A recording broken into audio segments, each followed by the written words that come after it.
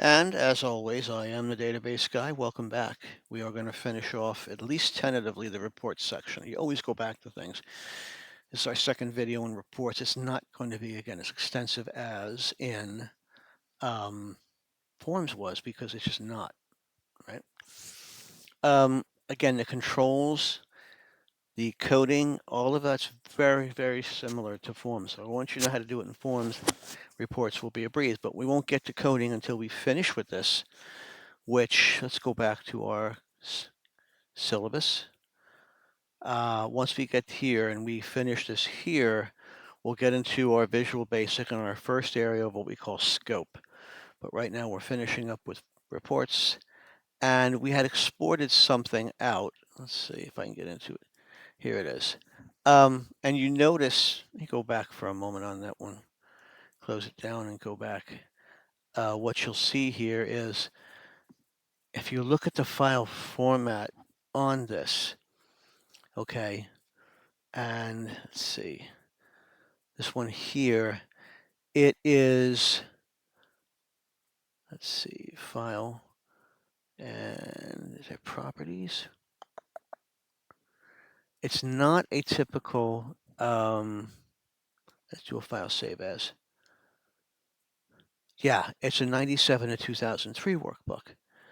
So the export is not the latest version of Excel, which is interesting to say the least. But if you look, we exported the control names as the headers, and here we exported these, of course, as the headers for that. Now, one possibility here, which is quite possible, we're going to go into design view. So coming into here, right? Let's see. I don't know that there's a way to do it. And I know when I correct these, I do this with code. I have to go in and open up the spreadsheet with code or the workbook with code and then reconfigure things and clean things up. This one here would be a real challenge. Let's see. I don't think there's anything that we can do. Let's label. I'm sorry. I want, yeah. Okay, text.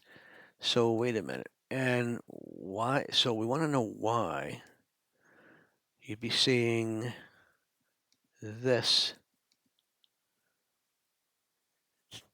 here at the top and field author over there. So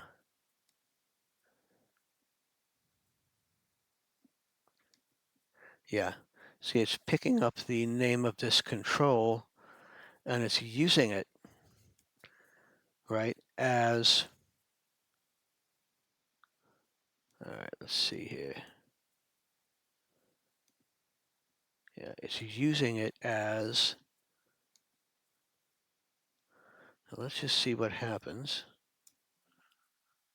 if we copy this one into here. So, oh, see, I see what it's doing. It's going to pull it into the other field. We don't want that. So there's no real way. A datasheet caption is ISBN here, but we're not seeing that. We're seeing text, right, in this. And let's see. Yeah. So I think what it's doing, to really, if you look at this, what it's actually doing is it's taking the field name and making it the title.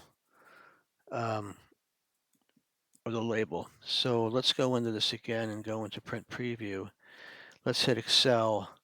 So here it is. A file format can be chosen from here. Wow, it even goes back to this kind of a version. I guess they hadn't upgraded anything on this export. Open destination file, selected records. Oh, okay, so we're going to cancel out of that. I don't think there's anything we can do. And I remember seeing this, by the way. But here it's field author. You'll notice it's field author here. So let's just try. Um,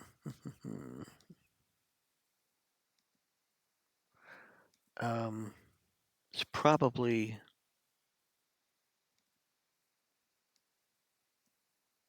yeah. See the control source and the name of it. So if we make this just author, and I think this is what I did. I think this is what I did when I did this. And what I'm going to do is I am going to go to print preview. We're going to close this. We're going to export to Excel.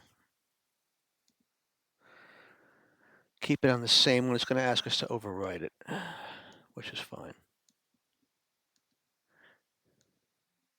Yeah, overwrite it. We're going to open it up, and there it is. See now, I changed the control name to a name like that for the export purposes. I could do the same with the controls up here. So let's just do that just for the sake of, so here,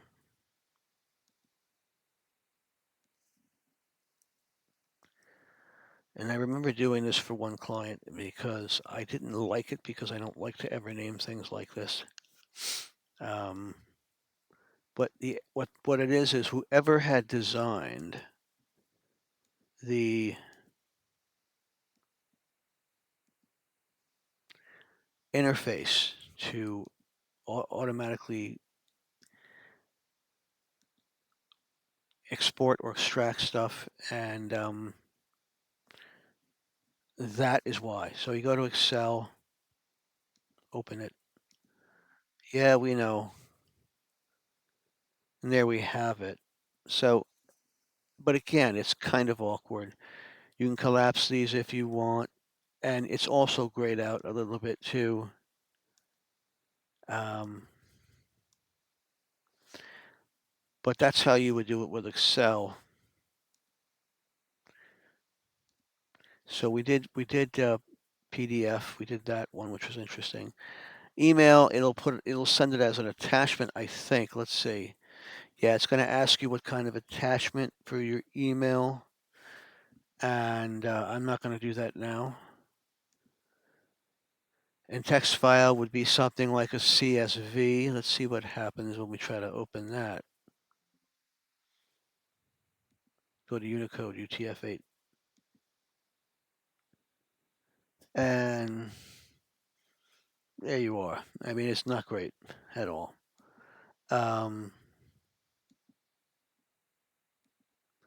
So you can export stuff and so on, and you can of course print to a printer or to PDF to print, whatever you choose.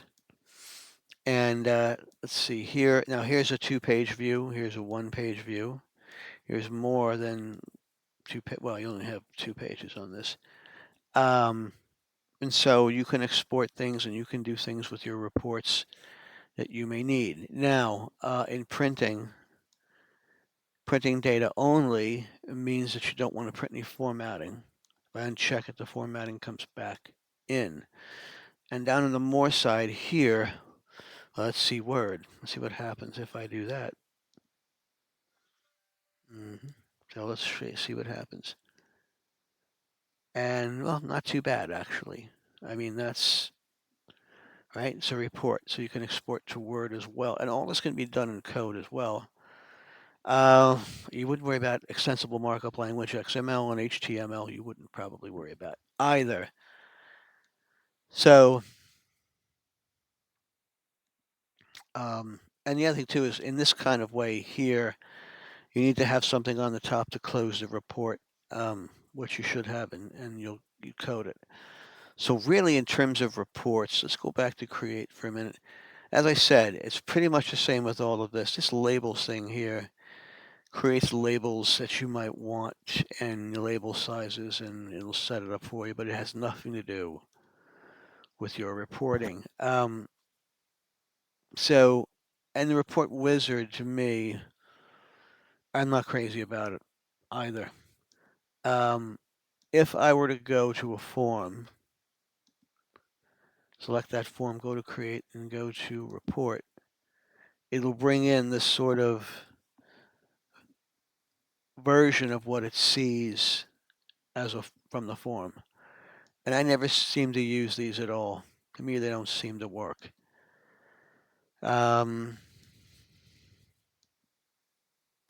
Yeah, and then of course you have same thing, the form wizard as the report wizard, and other types of forms that you could in the creation. Now the navigation one is a special type of form. We're going to get into that. We'll get into menus and navigation, and it's really neat. I like to have horizontal tabs and then vertical on the left. It makes more sense to me. You could just have horizontal, you could have vertical tabs left, you could have vertical tabs right, you could have horizontal tabs, 2 levels. Um, really some cool stuff. All right. Uh, what else here? So we've gotten all through this here.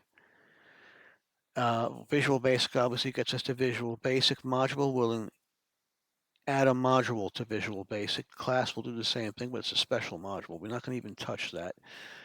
Let's see. Application parts. Um, have a message box, you have tabs, you have media, stuff like that. Let's see something here. So let's see what happens on a, see here's a message box. No, yes, but you have to configure all of this. Really interesting stuff that they give you. Let's come back to here again. We're almost done. Let's see. Media. And this is labels and types of things like that. So somebody put in default type of forms for that. All right. And contacts, issues, tasks, list, two right, two top. Let's see this one here. Yeah. Yeah. So let's go to reports. Oh, we can't. We got to close it first. I'm wondering if they did the same thing for reports. They probably did. No, they're all in there. Let's see what happens if I... Yeah, it's going to be a form. It's going to be part of a form. You know it is. List form. Seems like nothing is configured on these. You have to configure them yourself. What else do we have here? Comments. Create a simple relationship. Wow. Right, we're just going to go cancel on that one for now. Contacts, issues. I see. Okay, so we're not going to monkey with that stuff. Whoa. Issue detail, issue new. Yeah, see, these are again, these are setups of things that people have designed. And what they've done is they've set them up into forms, and those connections to them are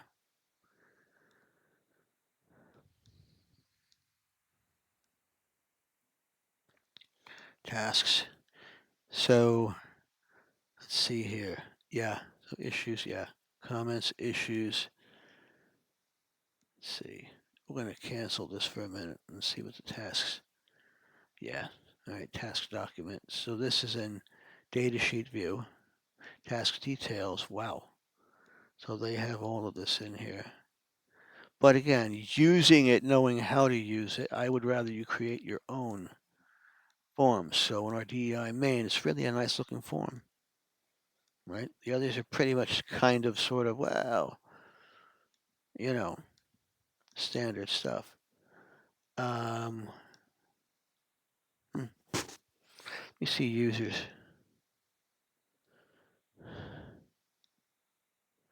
User details and user main. Oh, email, full name, login. Uh, um, A little side note about Access. Never use passwords to get into a database or set up a database that way. Yeah, you can set a password for your back end, but for users to log in, you want to do it with an authentication procedure which recognizes their login. Because if somebody's logged into their computer with a password, that's the most robust way you can check someone. If you add a password, you're not adding any more of a level of security. And that one came from an old friend of mine, a mentor, a Swami by the name of Bill Mosca. And Bill was a great guy. He is a great guy. He's still around. I shouldn't say he hasn't gone anywhere. But this user details one here, these are like old types of forms that have been set up, blank forms and quick start forms and other things. Um, so if you want to look into them, that's fine, but they're not going to be part of this course. And while we finish up here, we went to external data, the link table manager, and so on. We're not going to touch this right now. And again, more is going to come up with there as well. So really, if we go to our reports and just close out this sort of tentatively close it out, you can see here that in reports, in